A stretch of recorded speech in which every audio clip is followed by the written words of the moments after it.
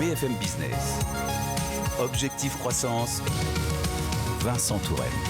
Une agence web qui accompagne les PME et les entrepreneurs dans leur acquisition client en s'appuyant sur les toutes dernières technologies. Cet acteur du numérique, pas comme les autres, c'est Geekworkers. Et on en parle tout de suite avec Thomas Okoro qui est notre invité. Bonjour. Bonjour. Vous êtes PDG cofondateur de Geekworkers. Merci d'être avec nous dans Objectif Croissance. Je vous en prie. Qui est Geekworkers? Quelles sont vos grandes expertises? Bien, Geekworkers, c'est pour nous l'agence web du futur pour les PME ambitieuses.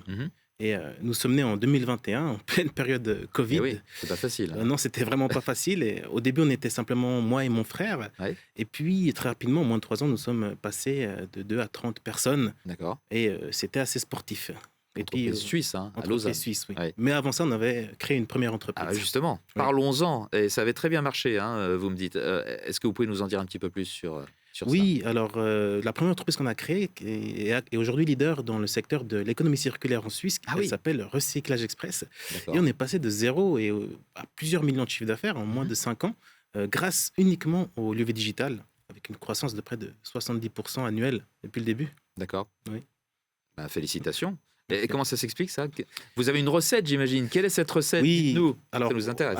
On a beaucoup pratiqué et du coup, on a mis en place une méthode qui repose sur 3 piliers. Donc, on a le premier pilier qui est la visibilité, c'est-à-dire exister sur le web grâce à un site internet. Puis, il y a le deuxième pilier qui est l'acquisition. Donc, une fois qu'on existe, il faut acquérir des clients.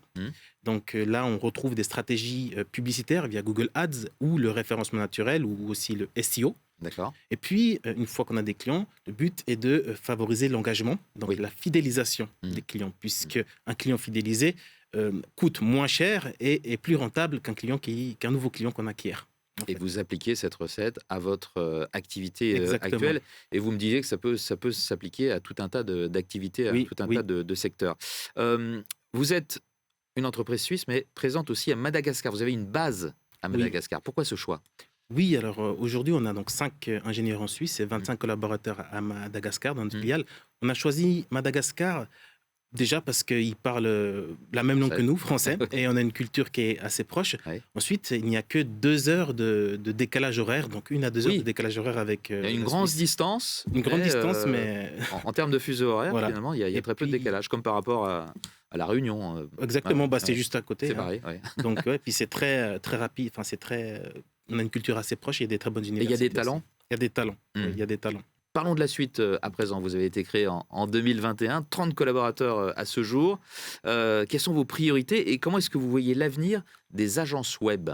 Bien, aujourd'hui, notre priorité réside dans la satisfaction client, donc la maximisation de la satisfaction client, puisque c'est ce qu'il y a de plus important pour nous, puisque c'est ce qui dérive du reste. Et je pense que l'avenir des agences web aujourd'hui, il appartient aux agences web qui sauront sortir de leur zone de confort, puisqu'avec les nouvelles technologies qui arrivent, on voit encore beaucoup d'agences web qui sont un petit peu dans des anciennes technologies, qui font tout avec du code. Qui ne sont pas encore mis à l'IA, c'est ça? Qui ne sont pas encore mis à l'IA, ni même au no-code. Et du coup, aujourd'hui, ça apporte des gains de productivité qui fait qu'elles ne seront plus compétitives si elles ne gardent pas une âme d'enfant qui leur permet d'apprendre tous les jours et d'évoluer rapidement. Avec la vitesse à laquelle ça va aujourd'hui, c'est pas facile, mais c'est faisable. Garder une âme d'enfant pour apprendre, pour se développer. Oui. Merci beaucoup Thomas Okoro d'avoir été avec nous dans Objectif Croissance. Vous êtes le PDG cofondateur de Geekworkers. Au revoir. Au revoir. Objectif Croissance sur BFM Business.